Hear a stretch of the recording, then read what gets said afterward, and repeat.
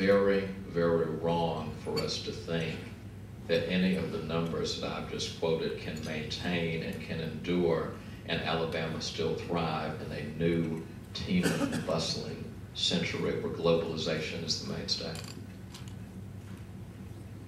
Now, there's no shortage of good ideas. You can scan all 50 state capitals around this country, and you can find governors and legislatures who are doing very, very good work. Governor Manson in West Virginia has a wonderful concept. He's appointed a governor's business development council. He's assembled the leading CEOs in his state to meet with educators, and they have one mission. Their mission is, tell us what you want your workforce to look like and what we need to teach in our schools for the workforce to look that way. And then after you've told us that, we're going to have a conversation with you about how much it costs, how we're going to pay for it. It's a good idea, it's a successful idea, and it's already moving West Virginia in the rankings. You can find creative workforce development strategies all over the country.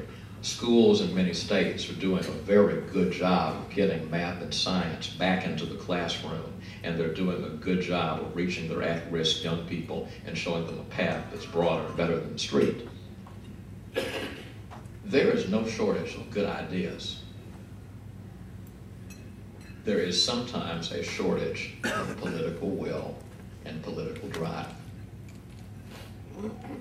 So the first big thing that I want to press home to you, ladies and gentlemen, as you think about this state's economic future, as you think about our higher education, our K through 12 future, the first thing it requires is that we have to be bold enough and visionary enough to understand that that horizon is closed around us and we've got to step up our game.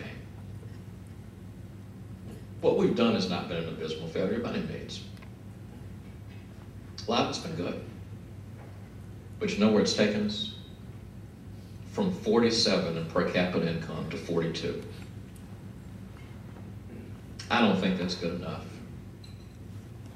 And I could go on and on about all the ways where we've moved, where we still need to go further. The question that will determine whether we get there is our own sense of the future. Now, there's another constraint, ladies and gentlemen, I want to talk about for a few moments. It's very hard to build public trust in government when the public has become so cynical about the political process. And I see it at every level, from the neighborhood association to the council levels, to the county levels, to the state levels, to the federal government, to states all around this country. More people distrust the political process. And here's the problem. When people distrust the political process, they start to distrust the ideal of public service, and they start to distrust the idea of public purpose. Please understand that whatever your individual politics,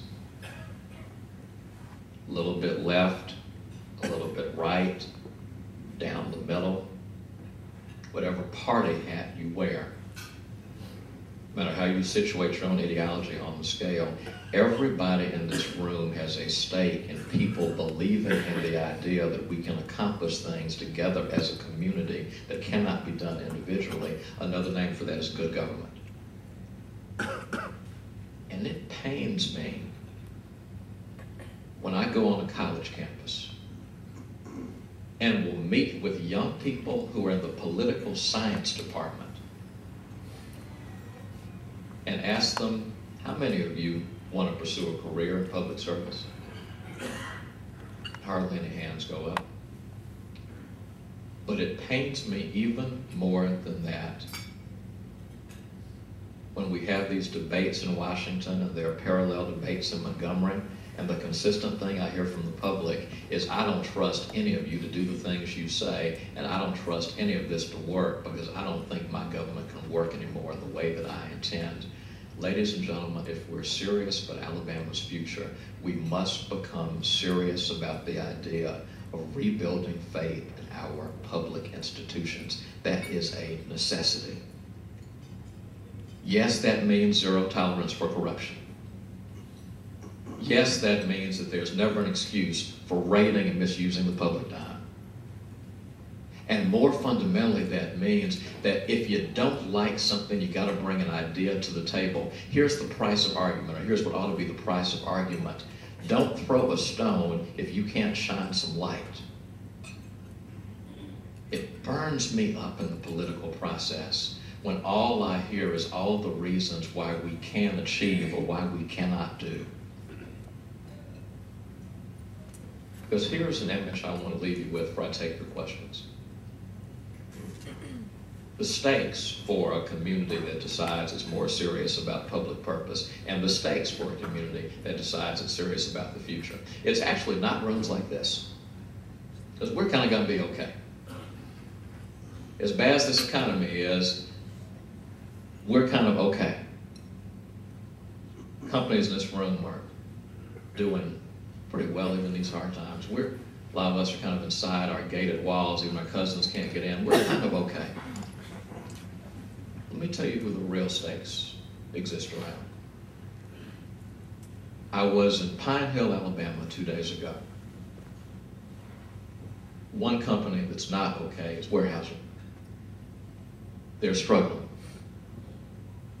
And they did something that I would have thought was inconceivable. They closed their plant 2 weeks ago. 327 men and women working for a good, prestigious company that was the lifeline of that county. I met with 110 of them on Monday, and those individuals who never thought that they would be without a job are now contemplating unemployment debit cards